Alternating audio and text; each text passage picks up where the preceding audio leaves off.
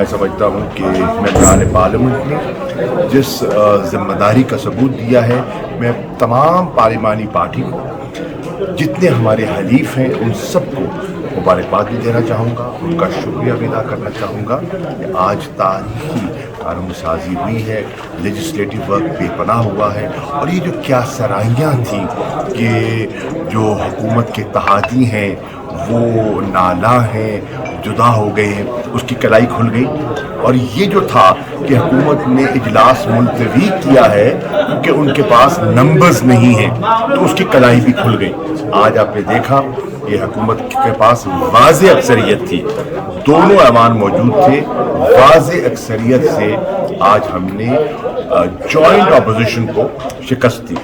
Joint opposition में भी देखा जाए तो आपस में रब्त वो नहीं है। हाँ, पीटीआई का जहाँ सवाल आता है तो वो यकजा हो जाते हैं, और पीटीआई को अगर एक तरफ कर दें तो उनमें कोई हम आहंगी नहीं है, उनमें कोई नज़रियाती वाबस्तगी नहीं है, आपस में खींचातानी उनकी चलती है।